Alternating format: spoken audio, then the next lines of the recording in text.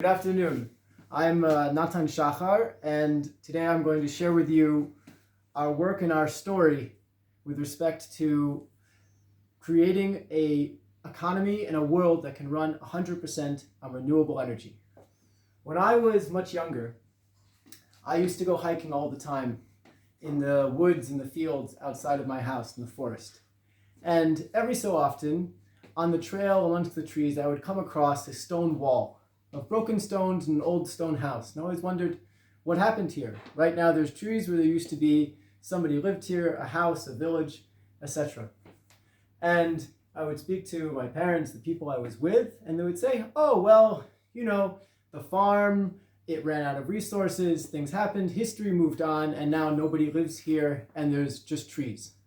Today, I live in Israel, and everywhere I look, I see the ruins, the stones, the buildings of 3,000 years of civilization. I see Roman columns on the ground. I see the stones of the ancient Jewish temple sitting and destroyed in Jerusalem. Civilizations come and go. And what we face today as a world is the same exact test and challenge. Right now, what we know is that we have an enormous global civilization that depends primarily on one resource in order to exist. And that resource is fossil fuels, oil, natural gas, all of these decomposed remnants of the dinosaurs and long gone animals that over millions of years have been compacted into hydrocarbon fuels. This is the basis for our transportation. It's the basis for our healthcare. It's the basis for electricity, internet, medicine, food. Everything we think, do, and feel as people in the modern world depends on fossil fuels. But we have a major problem. The problem is that if we want everybody to continue to enjoy the standard of living of people in the West, in Europe, in the United States, in Japan, and we want more people to be able to enjoy this, and we want our children and our grandchildren and their children to enjoy this. I have 7 children, and I very much want them and their children to enjoy the abundance that I've had in my life. If we want that to happen, then we need to change the way we are behaving and managing our economy. Because right now, we have, number one, a limited source of fossil fuels. We know that at the current rate, within the next 100 years, at least, we will start to deplete our current resources of fossil fuels. And number two, even before the next 100 years finishes, we know that injecting greater and greater quantities of carbon dioxide that results from burning fossil fuels is dramatically destroying and hurting our planet. So we have a choice. Either we can be the broken stone Roman columns that I see all around me here in Israel, or that abandoned farmhouse that used to have a family but instead now is overgrown with trees.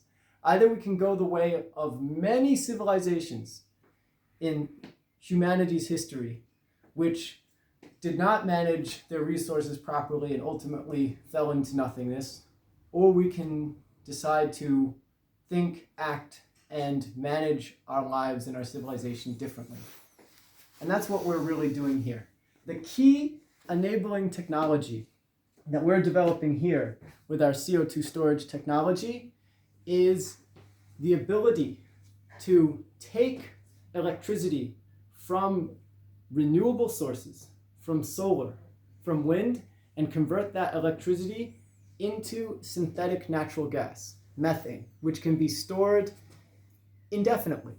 Unlike a lithium-ion battery, synthetic natural gas can be put into a compressed container and you can use it 6 months, 6 years later. It is completely stable and it has 100 times the energy density of a standard battery. This ability to store energy on this type of scale means that we can run our entire economy on solar and wind. It means we no longer will need fossil fuels. We no longer will even need nuclear fuel for energy. we will be able to run forever in perpetuity off of the constant and renewable energy that we receive every day from the sun. Our process is relatively simple. What you see here is a standard solar panel. It receives sunlight, and when sunlight is hitting the panel, electricity is generated. What you see here is a standard combustion generator. It takes any type of hydrocarbon fuel, whether it's natural gas or benzene or diesel. It burns that fuel and it produces electricity and heat and exhaust.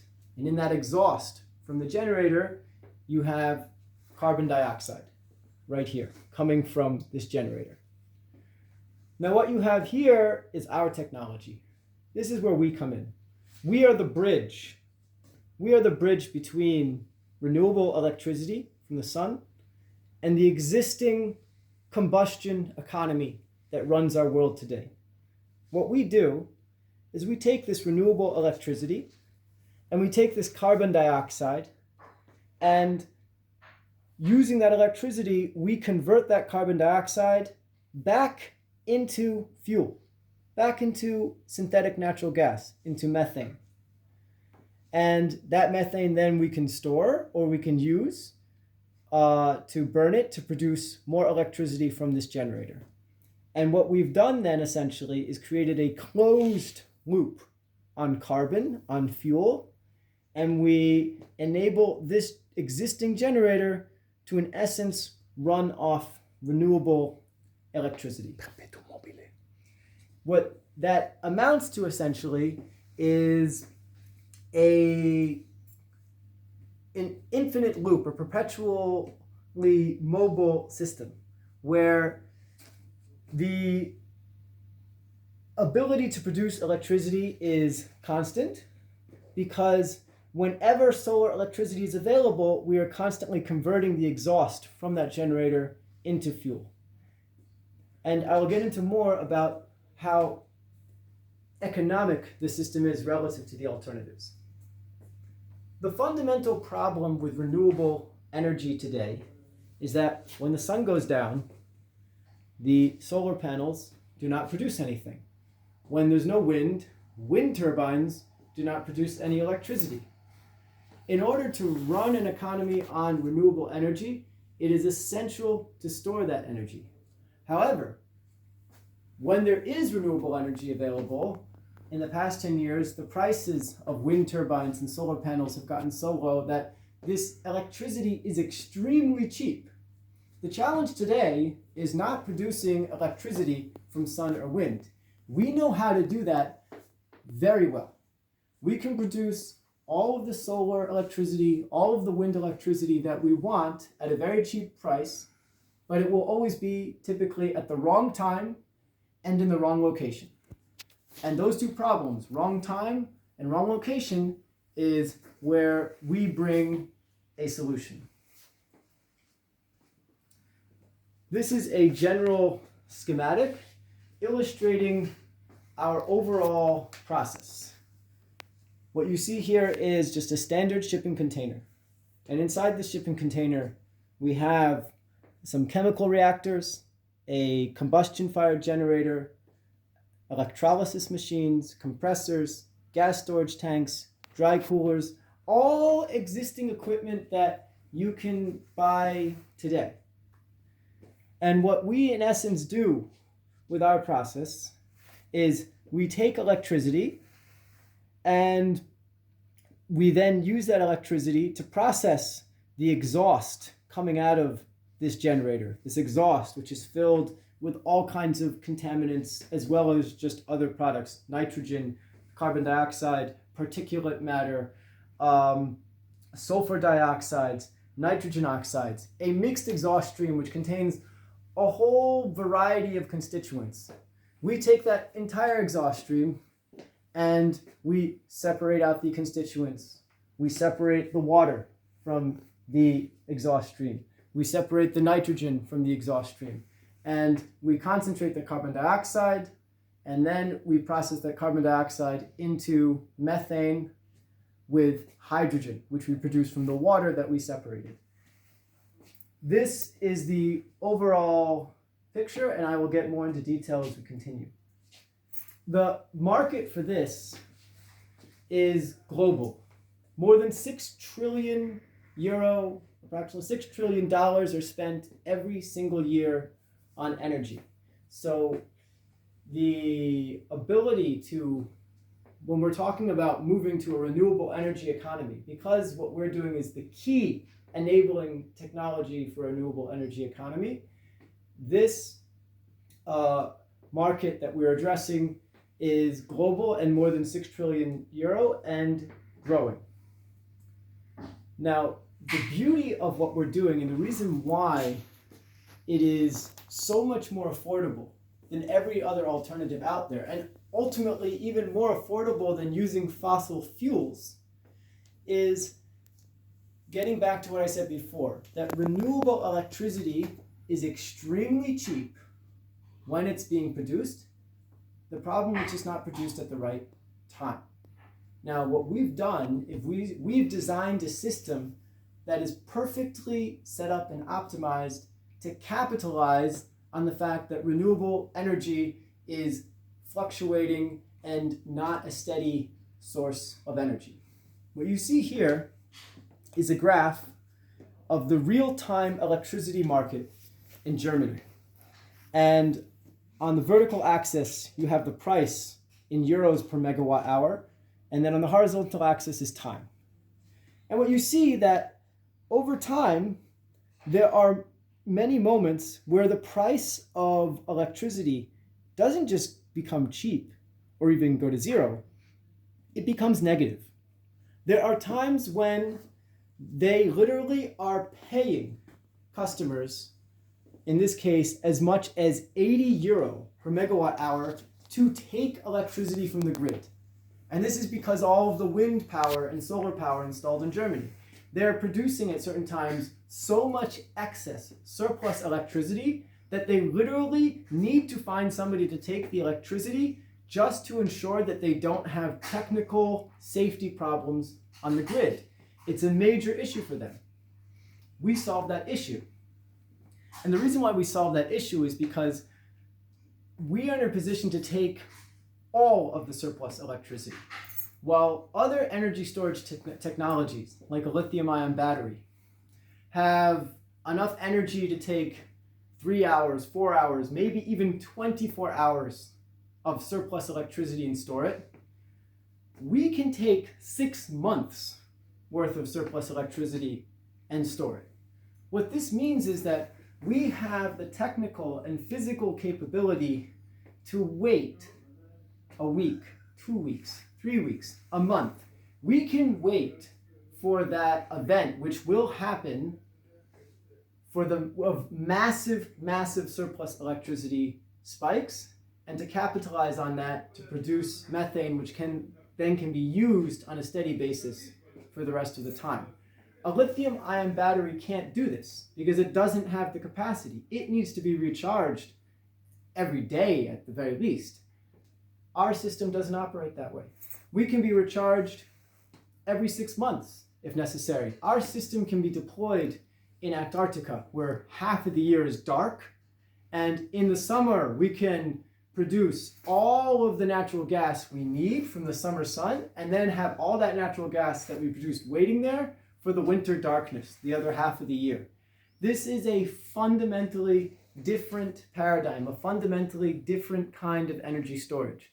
What this means is that we don't need to worry about the intermittency of renewable energy. Just the opposite. The intermittency of renewable energy is our competitive advantage. And that's what makes this affordable, is because we're not paying high prices for electricity to produce natural gas from exhaust emissions.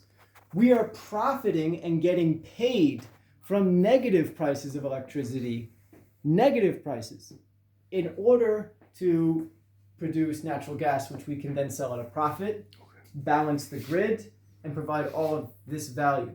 to the economy, society, etc. So how does our system work? Let's get more into the details. We start with a generator or any combustion appliance. It can be a boiler, a kiln, a furnace, a generator.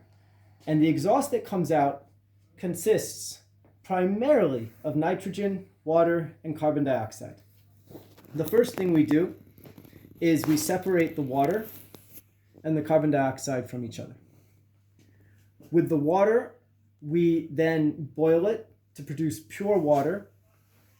And once we have pure water, we then electrolyze the water to produce hydrogen.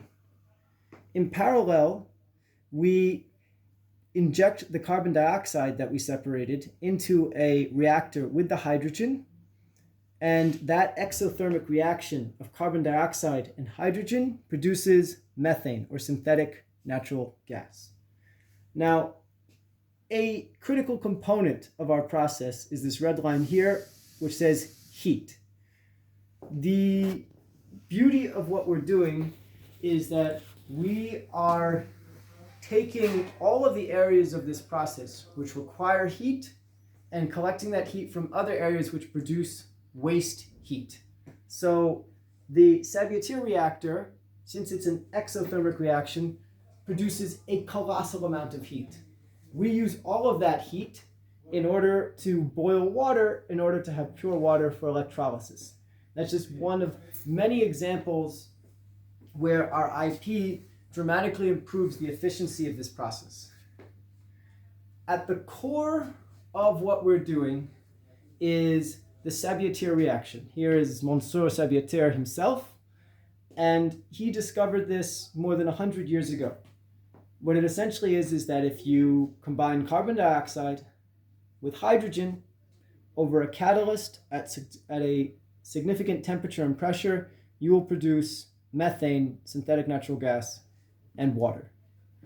What we are doing is we are taking essentially 19th century chemistry, fully known chemical parameters, and optimizing and improving this process to the hilt in order to produce a technology which will practically be usable for the application that we're focused on. Here, what I've laid out is the core system diagram of our current IP, which we have filed in the United States. And what I just want to illustrate here is, again, there are so many critical elements into creating a scalable and efficient product to achieve this process. That is really what we're going for. There's no Nobel Prize in what we're doing. There's no need to discover cold fusion. What we are doing here is we are focusing on and examining all of the details in order to produce a highly optimized product that can bring these known principles into the market. And that is really where our IP is focused. What we have here is a process flow diagram of our experimental apparatus of what we currently have developed in the laboratory. We have canisters of nitrogen, carbon dioxide, and water, where we inject them into our scrubber for removing carbon dioxide from the mixed gas stream, and then the process of combining them into a reactor to produce methane. We are currently operating the system in the laboratory and achieving the results we expect to achieve. A critical element is the Sabatier reactor, generating methane from hydrogen and carbon dioxide. And within that reactor itself, the critical step is management of the heat. We've developed our own proprietary silicon carbide heat exchanger, which efficiently moves heat into and out of the methanation reactor in order to ensure a stable temperature and also give us the ability to preheat our feed gases and boil water for producing pure water during the electrolysis process. Another essential element of what we're doing is capturing carbon dioxide. Here we have our experimental apparatus as well as a cutaway from the patent. Essentially what we do is we inject a mixed stream of carbon dioxide and nitrogen into a reactor, and then we spray a solvent over that mixed gas. The solvent captures the carbon dioxide while the nitrogen is vented out of the reactor. And then the saturated solvent containing carbon dioxide is in turn sprayed in another chamber after being heated up so that the carbon dioxide is liberated. This process allows us to much more efficiently conduct the essential step of process gas separation. So, an obvious question, who else is doing this? Everybody else is working on energy storage. Energy storage is the holy grail of the renewable energy economy. Anybody that cares about renewable energy knows that the most important challenge to achieving a goal of creating a renewable energy economy is to develop an efficient energy storage system. We are the only company, though, that is fully optimized, focused, and delivering on two key parameters, which is that the energy storage must be long-term and it must be scalable. What do I mean by that? Tesla has a power pack. They're very famous for installing the world's biggest battery in Australia, which is very nice. And the reason why they were able to install the world's biggest battery so fast is because their power pack is 100% scalable. They can do another battery, another battery, another battery. It doesn't matter about geography. It doesn't matter about any type of constraints. They simply manufacture the product, deliver it to where it needs to go, and it works. That's scalable. However, Tesla's power pack is short-term energy storage, not long-term. They provide power for at the most 24 hours, and often much, much less. Their primary job is to balance real-time fluctuations in the grid, not to provide a basis for a renewable energy economy by any means.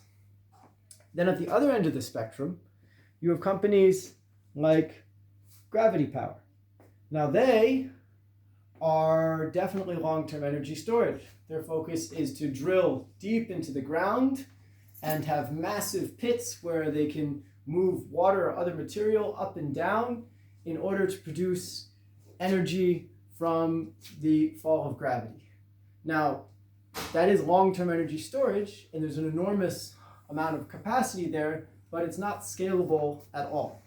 The idea of digging mile-deep cores and pits into the ground all over the world simply is not affordable, it's not practical, and it's not going to happen.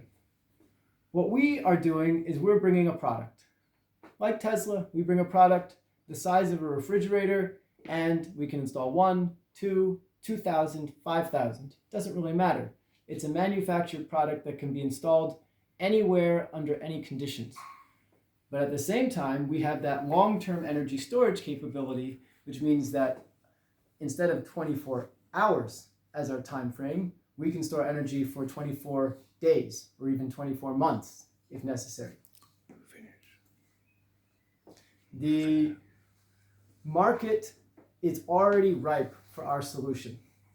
What you see here is a product from Caterpillar, which they market on their website, to integrate their existing generators, diesel generators, with a lithium-ion battery. What we can do is simply say, remove that lithium-ion battery, install our CO2 storage energy system, and what we will have done for them is made their generator both 100% carbon neutral and have 100 times greater energy storage capacity. The primary people focused on this effort are myself, Natan Shachar. I have more than 12 years of experience in the field of getting my hands dirty on real energy projects in New York and in Israel and India. I'm a licensed mechanical engineer. And Professor Gadi Golan, with more than 40 years of experience in academia and technology development. And our development work is focused at Ariel University in Israel with state-of-the-art facilities and staff. Right now, we're operating off of a budget of approximately $500,000, which is adequate for us to develop a full-scale prototype in the laboratory. We're focused right now on raising another approximately €1 million at least to scale what we have into a pilot project in order to demonstrate what we're doing in a commercial application. We look forward to working with you.